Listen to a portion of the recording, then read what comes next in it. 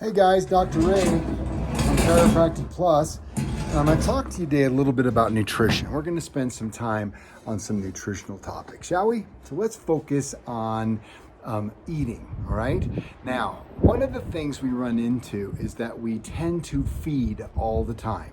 Okay, we were taught that you should be eating every 2 to 3 hours from breakfast to dinner, kind of grazing. That was the old theory of grazing all the time. Well, the problem is if your body is constantly in a state of building, it never has a chance to of digesting, and never has a chance to build. So you're feeding. The body's always digesting. Your gut never gets a break. It's in a constant state of digestion. Well, if you're digesting food and you're trying to build at the same time, you're going to build your, use a metaphor, the bottom part of your concrete is called the footing. Okay, they pour a footing before they pour the foundation. And once the foundation's poured, they put on the next layer, which is your first floor. Then they put the lumber on top of that, your walls, and then your roof, right? Now, if you're in a constant state of feed all the time, you're going to get a bad foundation. Now you're going to have to build something, but you're going to build a bad footing, excuse me. Then you're going to build a rotten foundation, which is going to make the floor unlevel, which is going to make the walls crooked, which is going to make your roof collapse. You see, so we have to be in a state of fast and feed. Okay, so what I encourage people to do is 5 meals a day. Now, gosh, 5 meals, doctor, that's so hard. Well, let's talk about how you can make that better.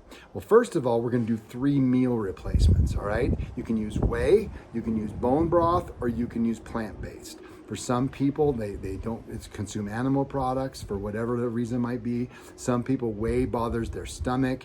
Bone broth is great for gut. And there's so many different options, but make it simple, okay? And don't over liquefy. Just pour in 8 ounces of water, a very small amount of water, and don't over amount for protein. If you're a big boy like me, 200 pounds or better, full scoop. Less than that, 3/4. And for little people, you need about a half a scoop. So for a small person, maybe a scoop and a half is all they need for the whole day, you see? Now, then you're going to do 2 food meals. That's going to be an organic animal product and an organic vegetable. That's simple, guys. It's not overcomplicated. Well, what about tortillas? Well, that's not in there, is there? What about bread? That's not in there. What about pasta, rice, grain? What about potatoes? What about corn? All those are sugars, or things that become sugar. I mean, that's slam dunk on soda pop and candy bars, right? So again, now here's what you're going to do. 3 shake meals and 2 food meals. Well, this is a lot of time. I make all my shake meals for the week on Sunday night. I put them in the bottom of my fridge, ready to go. So they're a grab and go. Very simple, right?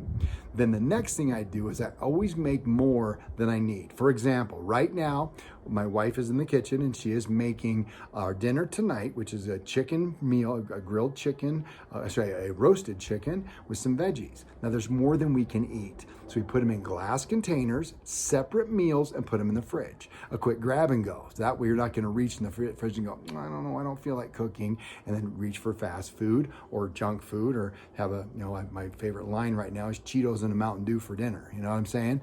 Get it? That's the way you do it. So then you're always ready. She's cooking a roast right now as well. Same day. What the heck? Guess what? That's tomorrow night's dinner plus some leftovers again. So that's the way you got to work that cycle. Okay? So make sure 3 food meals, they're meal replacements, and then 3 shake meals and 2 food meals. Now, what about this eating and building, right? You got to be digesting and building. Well, that's where intermittent fasting comes in. 3 days a week, you typically have a 16-hour fast and an 8-hour eating window, okay?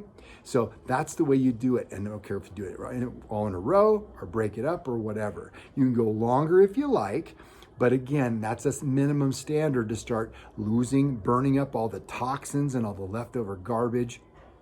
So give your body a time to burn up all the excess crap, including fat. And that's a good way to lose fat as well. So intermittent fasting. Now, one bone of just a little advice.